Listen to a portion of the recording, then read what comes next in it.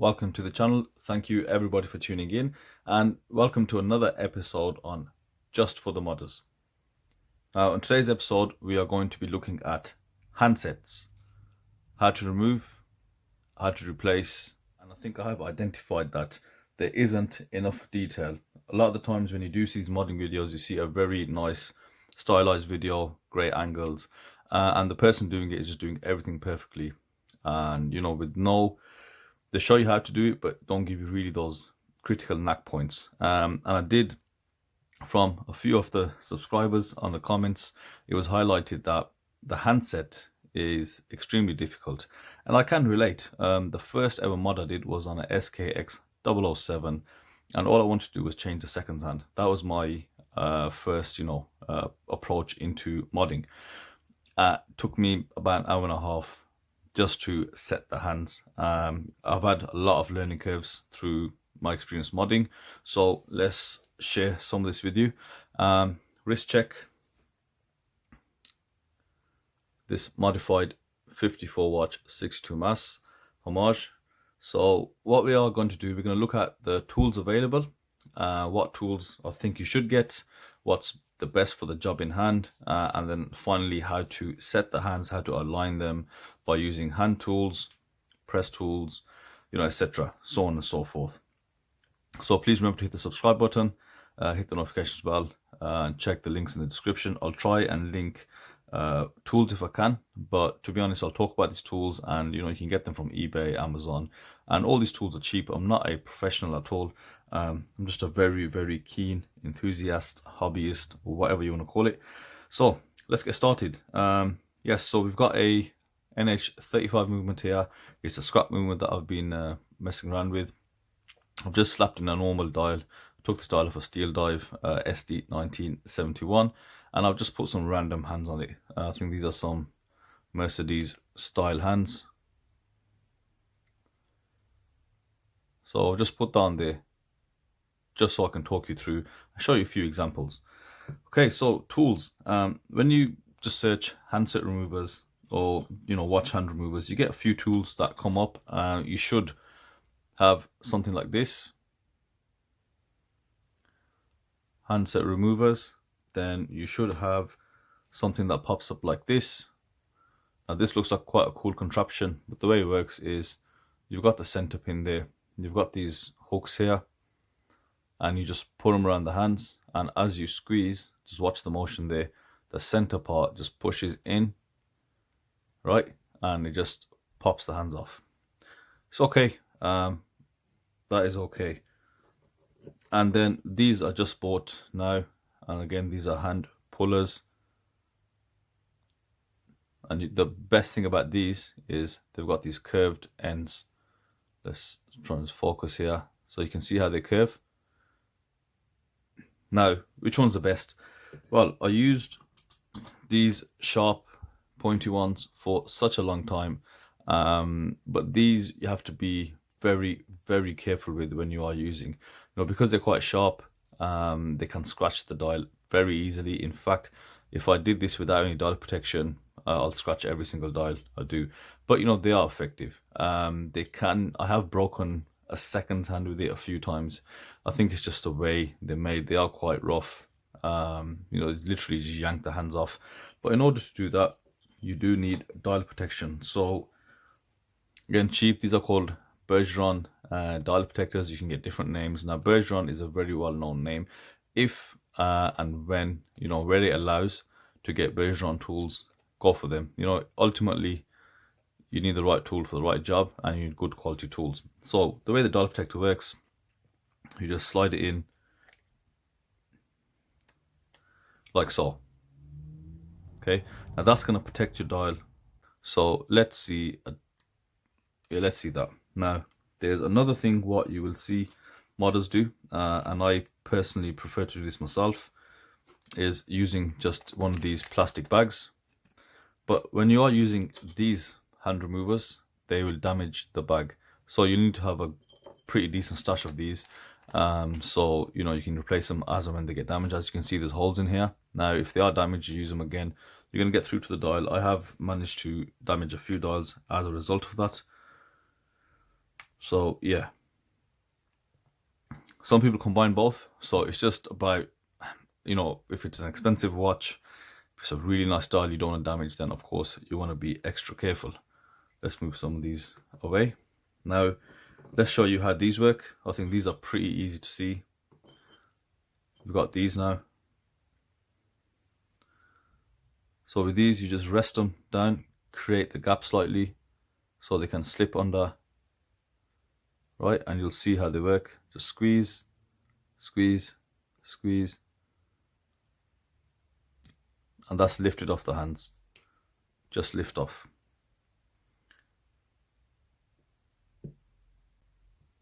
And there we have it.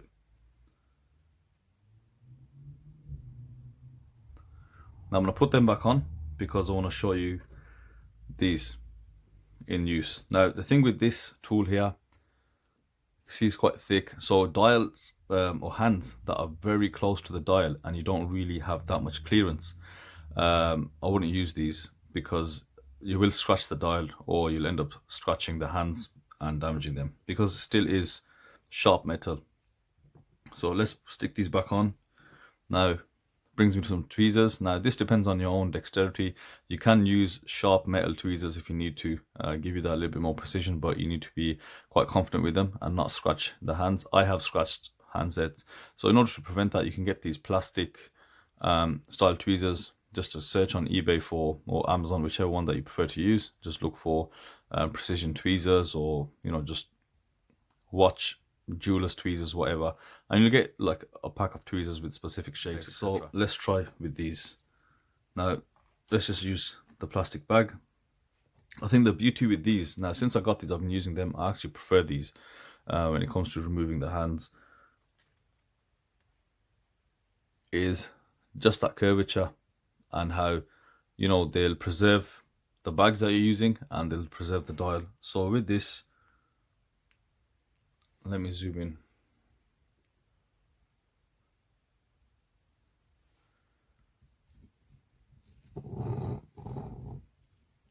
That should be better.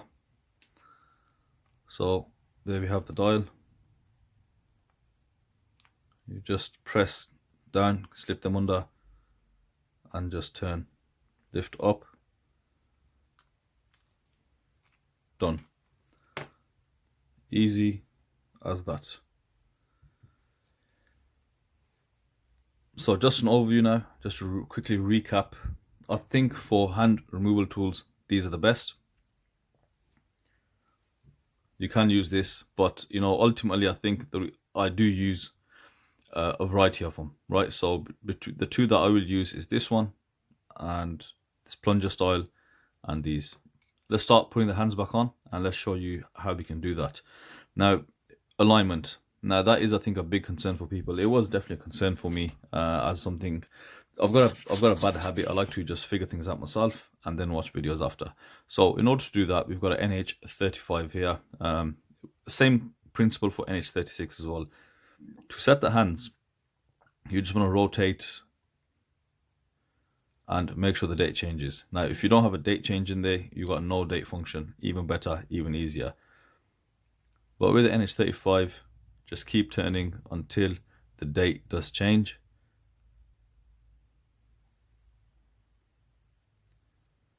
So just slow it down there until it flicks.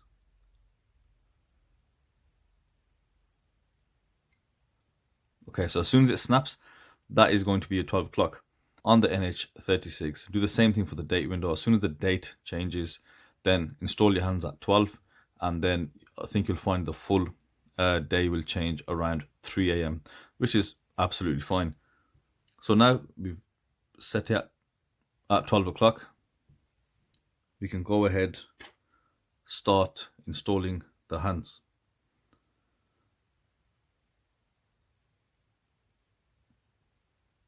So using your tweezers, carefully pick them up.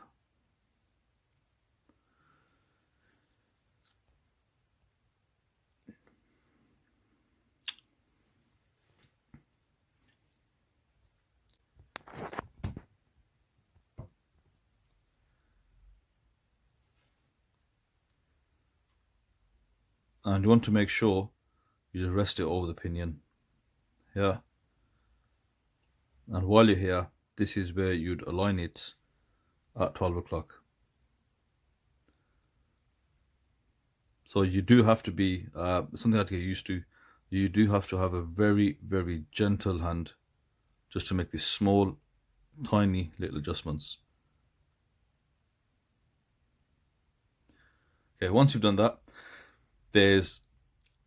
when it comes to setting the hands, you can go old school, like I've been doing for a long time. I've been using these hand pressing tools. Again, you can pick them up after just doing a quick search on eBay, Amazon, wherever. So what you normally get, you'll get 3 different tools here, presser tools, and on either end you've got different sizes. The smallest one being for the second hand. Just get some focus on there.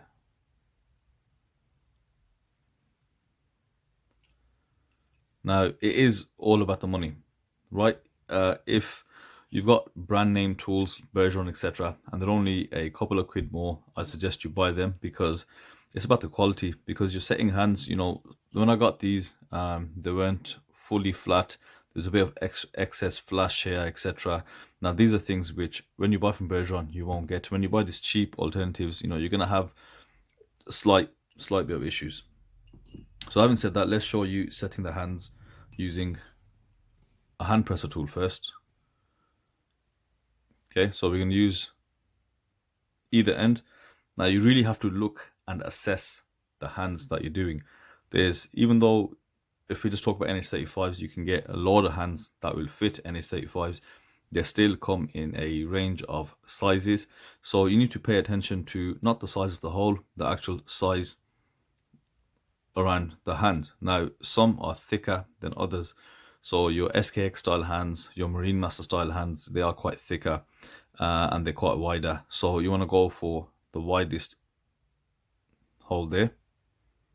Now, these style hands, these Mercedes style hands, they're relatively slim. They're not that wide, so we can go for something a little bit smaller. And it's as simple as pressing down, keeping it straight, and just pressing gently. Now, somebody asked, how far do you press down? How do you know, you're not pressing it down too much? Well, let's see if I can show you. So on the actual pinion or the center where you place your hands, there is like a plate, so you can't go past a certain point. So you can press down all you want, right? Obviously within reason. So like there, it won't go past that base. So with the hour hand, it's the easiest hand to actually apply. Now, it's just slightly off, but we're okay. We can make tiny adjustments. Now, I've set hands both ways. I've set them like this when I've put the minute hand on where it's centered at 12, but I've found that I've had the most alignment issues that way. Now, I could be wrong. Like I said, I'm just a hobbyist that's doing it, so people might have another way, a better way. So what I personally like to do is I like to rotate the hour hand until it reaches 6 o'clock. Just line that up to whatever you're happy with. Yeah, so now I can put in the mini hand, and all I've got to do is make sure that's straight. So let's apply the mini hand. Now the mini hand is usually harder than the hour hand, is because again they vary so much in shapes and sizes. I mean, it's not as easy as just ordering any hand that will fit the NH35. In principle it is, but when it comes to fitting them, they do vary quite a lot. Now, what you've got to pay attention to is a couple of things. Of course, I mentioned the width of this part here, how wide it is around the hole, and also the thickness, the style of hand, the shape of hand. Now, this is a very easy, pretty flat hand. It's got a very, very slight, like a chamfer, I call it. But like the MM300 hands, they are quite thick. They're polished, brushed, and they've got a pretty decent or steep chamfer. Now they are probably the hardest hands that I have fitted, and I'll explain why just a little bit later on. So these are quite thin, and you should be able to fit them pretty easily. So again, you just got to place the hole over the top A good trick is, I can show you now, using a bit of blue tack, a bit of cleaning clay. That is your best friend. Okay, I use this method especially with the second hand. So just install this.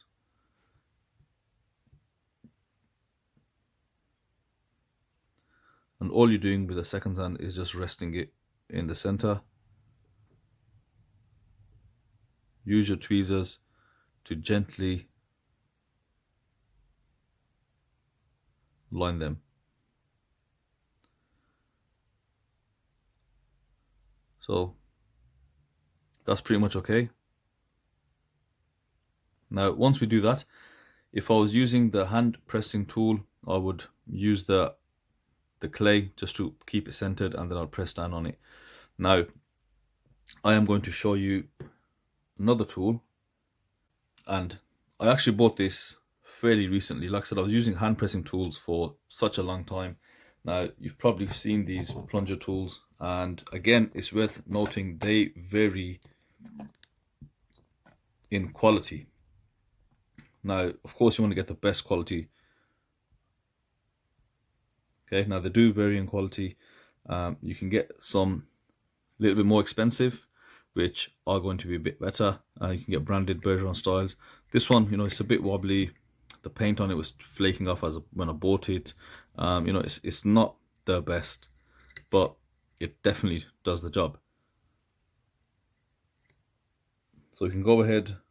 This is a bit low, so we'll use another one that I bought, exactly the same. So let's go ahead, use that, but this one just got 3 hands there, just to make it easier.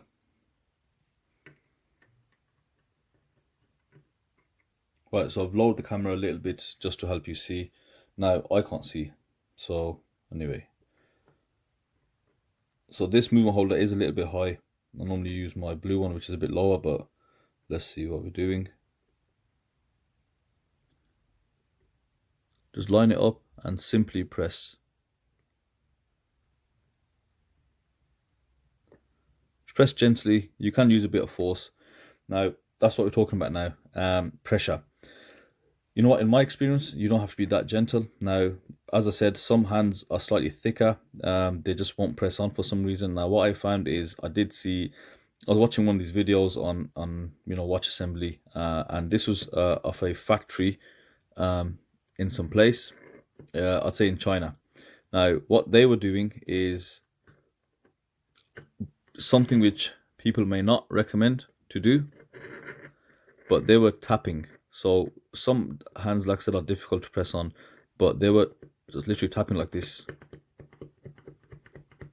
And that's okay to do. It doesn't cause the watch movement any damage. I've done this myself. Like I said, you come across hands that are a bit thicker, especially with these aftermarket style hands, and they won't sit down. So just feel free just to tap it a little bit harder and to get to set, or just press a lot firmer just to make it sit. So let's take a look, see what we have here. So alignment's pretty good. I'm happy with that actually. It's a lot better than I'd hoped for. So just rotate, make sure you're hitting the markers. I mean, I don't really check 3 and 9. I find 12 and 6. Those are the main ones. So that's pretty decent.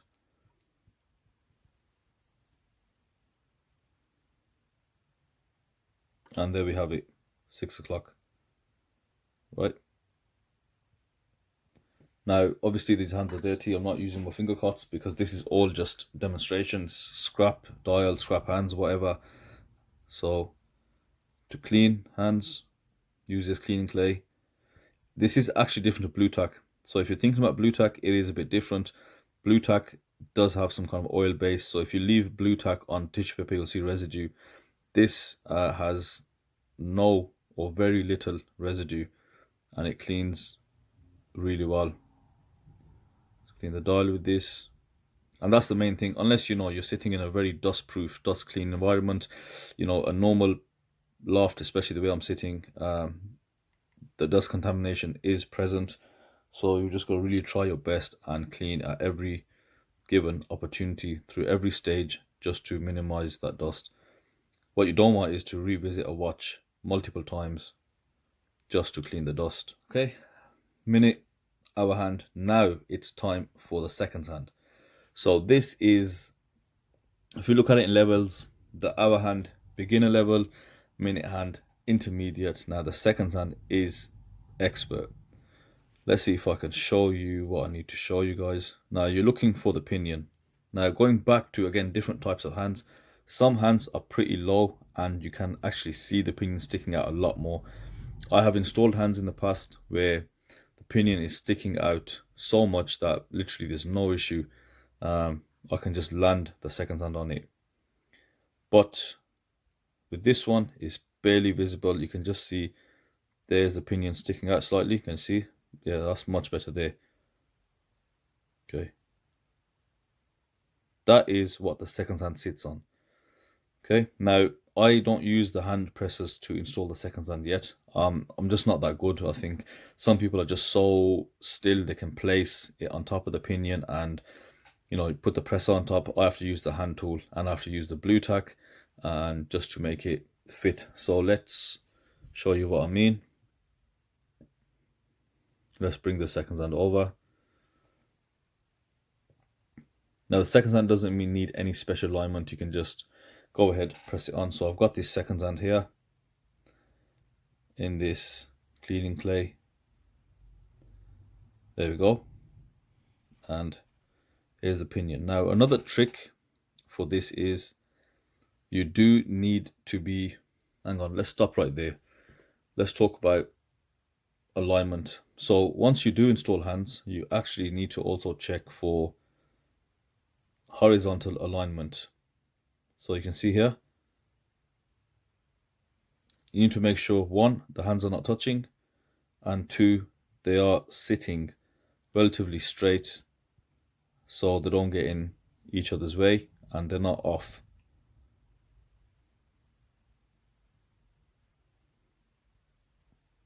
So you can see you raise that slightly.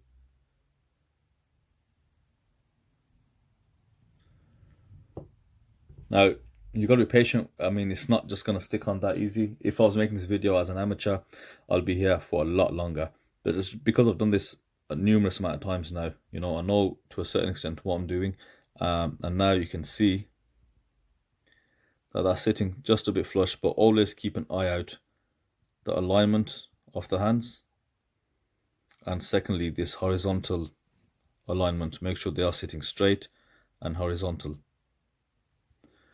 Okay, so second hand. So what you effectively need to do is just below the second hand, you see that shaft or collar, whatever you call it, you want to rest this onto here.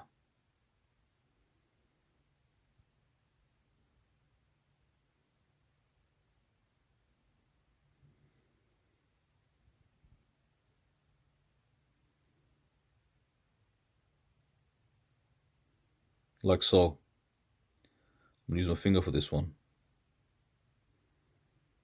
Just press down. So once you have that, that's just slightly seated. I still use the hand press tools, like I said. And what you would do is literally, it's got a small hole there. You would press on the center and just seat it down. You've got to be straight with the hand. Make sure it's straight, and you can see that goes in. Now you'd press quite firm to make sure it goes in. Now the most issues I have had is with the second hand, where I've inserted it at an angle. A small angle is actually fine. You know, they're quite flimsy, they're quite thin, these hands. So a small angle is actually okay, and that's pretty good. So we just want to double check that no hands are touching. So we will just do a cycle and just check the minute hand versus the second hand, because those are the ones that are going to be in conflict if they do touch. You see, plenty of clearance. Now there we go, absolutely fine. Let's check the date change.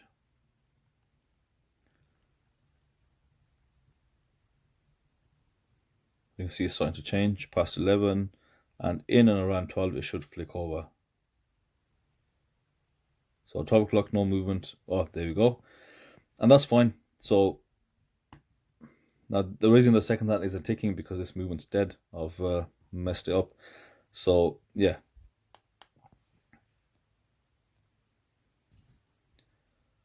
So with the second hand, as I was saying, you want to make sure it's pretty much aligned. If it is tipped down one way or another way, there is a little way around it. What you actually just need to do is rest the tool on top, and depending on which side is slightly curved or leaning too far forward, you just need to really bend the hand, and you've got to be very gentle while doing it. Literally just go underneath it, press it down, and just lift it up, bring it down, you know, just to align it how you want it, because sometimes they get bent. You might have the part here to just replace it, so you know you've got to make do with what you have, and just always keep checking. The main thing with the hands is keep checking clearance, and horizontal alignment.